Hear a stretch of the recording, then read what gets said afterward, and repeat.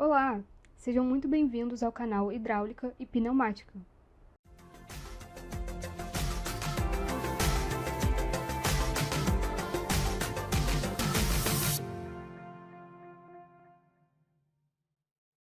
No vídeo de hoje, vamos falar sobre o coeficiente de vazão.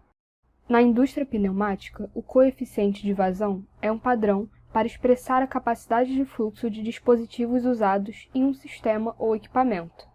No entanto, existem vários outros padrões que também expressam a capacidade de fluxo.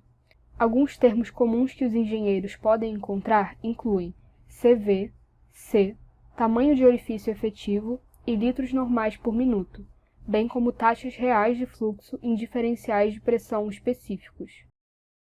Esses termos não são intercambiáveis e têm significados, interpretações e fórmulas ligeiramente diferentes de um fabricante para outro. Portanto, é importante que se tenha uma sólida compreensão dos dados fornecidos para evitar que os componentes sejam superdimensionados ou subdimensionados. Muitos fabricantes em todo o mundo adotaram o CV como valor padrão para expressar a capacidade de fluxo de seus componentes. CV baseia-se na taxa de fluxo de volume de água a 60 graus Fahrenheit, ou 15,5 graus Celsius, através de um dispositivo dentro de 1 minuto, a um diferencial de pressão de 1 psi. No entanto, existe um problema com o uso desta equação em aplicações pneumáticas. Como o ar é compressível, o CV deve ter fatores adicionais incorporados nas equações para compensar essa compressibilidade. Para aplicações pneumáticas, o CV deve ser calculado referenciando a fórmula apropriada e as condições descritas na especificação ANSI NFPA T3.21.3. Ao fazer isso, é importante que as condições de teste adequadas sejam observadas. Isso inclui assegurar que a pressão a montante do componente que está sendo testado seja de 95 psi nominal e que o diferencial entre a pressão a montante e a jusante do componente sendo testado seja de 1 psi. É importante notar que nem todo fabricante expressa a capacidade de fluxo de suas válvulas como CV com base na especificação ANSI NFPA. Por exemplo, este é o cálculo usado por um fabricante. A constante na equação é a diferença da gravidade específica do ar versus a gravidade específica da água. Esse cálculo não segue os requisitos de pressão da especificação ANSI NFPA. Embora o método CV seja o padrão mais popular, sua precisão depende de os fabricantes aderirem aos mesmos procedimentos de teste. Alguns fabricantes testam e publicam CV sem qualquer explicação de como eles o produzem, enquanto outros publicam explicações, mas não seguem o padrão mencionado. Como o CV examina apenas um diferencial de 1 psi, o fluxo calculado a baixas pressões pode ser muito preciso, mas determinadas aplicações que possuem diferenciais mais altos podem produzir fluxos que não correspondem aos resultados calculados. É importante estar ciente de que interpretar incorretamente o valor do CV pode levar a diferenças nas classificações de mais de 20%. No lugar do CV, alguns fabricantes optam por publicar C, a condutância sonora de um componente pneumático. Isso é definido pela ISO 6358 e enfoca a condutância sonora do componente e a taxa de pressão crítica. A condição de fluxo sônico de uma válvula é quando ela atinge o fluxo máximo possível. Aumentar a pressão depois que o fluxo sônico for alcançado não aumenta mais o fluxo.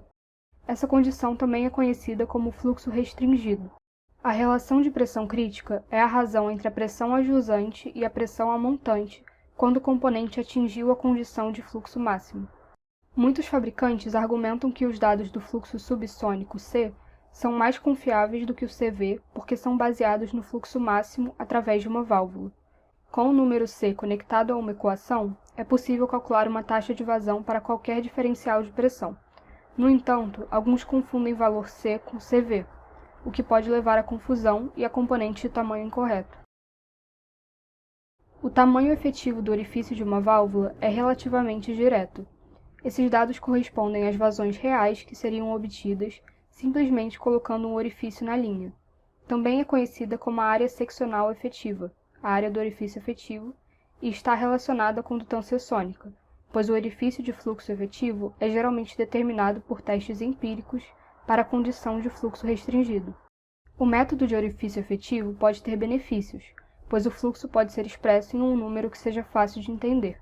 Há muitos gráficos disponíveis que mostram CVs e taxas de fluxo semelhantes para os tamanhos dos orifícios, mas não há um padrão da indústria em testar válvulas para obter um orifício efetivo. Alguns cálculos de fluxo usam tamanhos de orifícios, de modo que ter o tamanho de orifício efetivo de uma válvula pode reduzir conversões e cálculos extras em determinadas aplicações. Embora esse método seja ótimo para condições gerais de fluxo, ele também pode ser confuso, pois alguns fabricantes publicam um tamanho de orifício que não é um orifício efetivo. Fatores como a turbulência ou o curso do cabeçote da válvula tornam o fluxo real do orifício da válvula muito diferente do fluxo efetivo do orifício. Fora dos Estados Unidos, é comum a publicação de componentes pneumáticos com vazão em litros normais por minuto. Litros normais por minuto é uma vazão nominal a uma pressão específica com um diferencial de 1 atm entre a pressão amontante e a pressão ajusante do componente. O fluxo é então convertido em condições normais, que nem sempre são as mesmas. Algumas condições normais comumente usadas são estas. Embora essas variações tenham um efeito mínimo nos índices de vazão, a ausência de um padrão publicado para a condição normal cria alguma confusão na indústria. O método normalizado de litros por minuto pode ser confuso, pois toma a vazão real em um diferencial de pressão e a converte em uma vazão em condições padrão. Diferentes fabricantes têm diferentes condições padrão, mas a maioria publica litros normais por minuto em um diferencial de 1 atm. O diferencial de 1 atm pode ser com 6 atm na entrada e 5 atm na saída para alcançar o diferencial de 1 atm.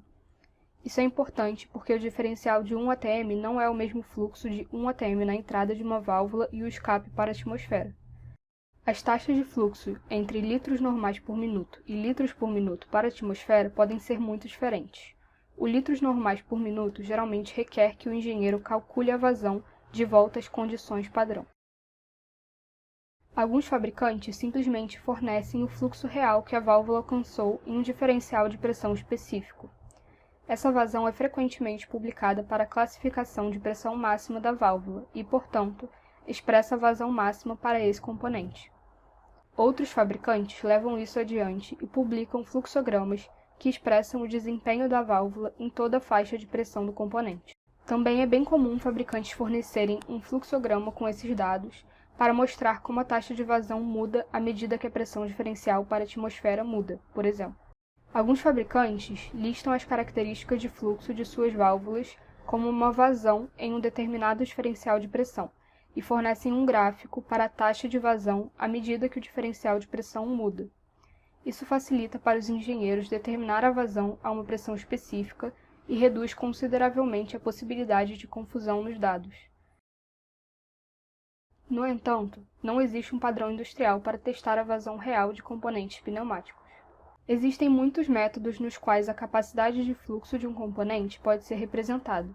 A variedade de métodos que os fabricantes usam para expressar o fluxo pode variar de fabricante para fabricante, bem como de um país para outro, o que pode parecer avassalador. No entanto, com uma compreensão básica dos métodos mais populares, os engenheiros podem aplicá-los adequadamente em sistemas pneumáticos para garantir componentes de tamanho adequado.